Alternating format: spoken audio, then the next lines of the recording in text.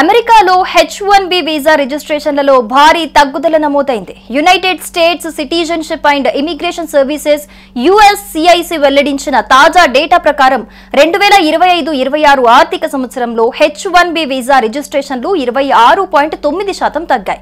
ఈ మార్పుకు కారణాలేమిటి? అమెరికా వలస నిబంధనలు ఎలా కఠినతరమయ్యాయి? విషయాలపై అందరిలో ఆసక్తి పెరిగింది.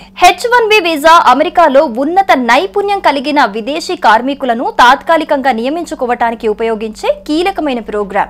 2024-25 ఆర్థిక సంవత్సరంలో H1B వీసా రిజిస్ట్రేషన్లు 4,70,342గా ఉండగా 2025-26లో ఈ సంఖ్య 3,43,981కి పడిపోయింది.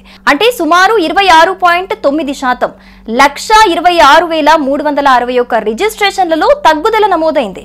ఈ తగ్గుదలకు ప్రధాన కారణం అమెరికా ప్రభుత్వం అమలు చేసిన కఠిన వలస నిబంధనలు. USCIS 2025 నుంచి బెనిఫిషియరీ సెంట్రిక్ సెలెక్షన్ ప్రాసెస్ ను అమలు చేసింది. ఈ కొత్త విధానం ప్రకారం ఒకే వ్యక్తి తరపున మల్టిపుల్ రిజిస్ట్రేషన్లు సమర్పించే ప్రక్రియకు చెక్ పెట్టారు. గతంలో ఒకే లబ్ధిదారుకు మల్టిపుల్ రిజిస్ట్రేషన్లు సమర్పించడం వల్ల లాటరీలో ఎంపిక అవకాశాలు పెరిగేవి. కానీ ఈ కొత్త విధానం దీనిని అడ్డుకుంది.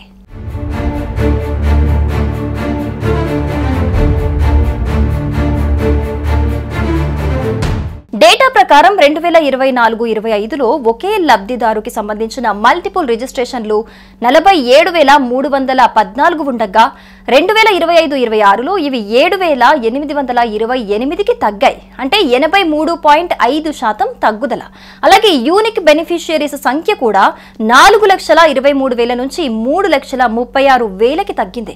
ఇది 20.6% తగ్గుదలను సూచిస్తోంది. ఈ తగ్గుదల వెనుక మరో కీలక అంశం USCIS అమలు చేసిన ఫ్రాడ్ నిరోధక చర్యలు. 2024లో అమలైన కొత్త నిబంధనల ప్రకారం రిజిస్ట్రేషన్ సమయంలో చెల్లుబాటయ్యే పాస్పోర్ట్ లేదా ట్రావెల్ డాక్యుమెంట్ సమాచారం తప్పనిసరిగా సమర్పించాలి. ఒక లబ్ధిదారుడు కేవలం ఒకే పాస్పోర్ట్ కింద రిజిస్టర్ చేయబడతాడు. తప్పుడు ప్రచారం సమర్పిస్తే రిజిస్ట్రేషన్ ను చెల్లనిదిగా ప్రకటించడంతో పాటు చట్టపరమైన చర్యలు తీసుకుంటామని USCIS స్పష్టం చేసింది.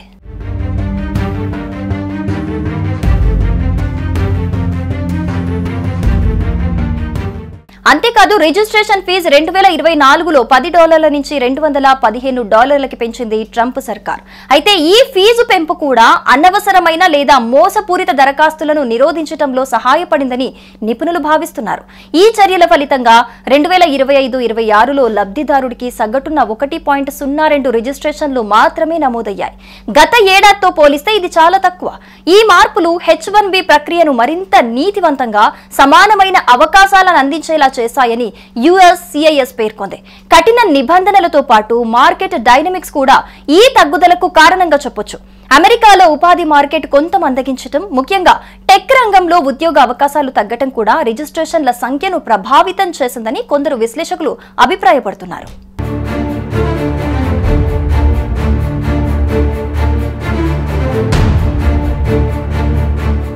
మొత్తంగా అమెరికా H1B వీసా ప్రక్రియను మరింత పారదర్శకంగా, నీతివంతంగా మార్చేందుకు చేసిన ప్రయత్నాలు ఫలితాలనిస్తున్నాయి. అయితే ఈ కఠిన నిబంధనలు నైపుణ్యం కలిగిన విదేశీ కార్మికులకు, ముఖ్యంగా భారతీయ IT ప్రొఫెషనల్స్ కు కొత్త సవాళ్లను తెచ్చిపెట్టాయి. ఈ పరిణామాలు భవిష్యత్తులో ఎలాంటి ప్రభావం చూపుతాయో చూడాలి.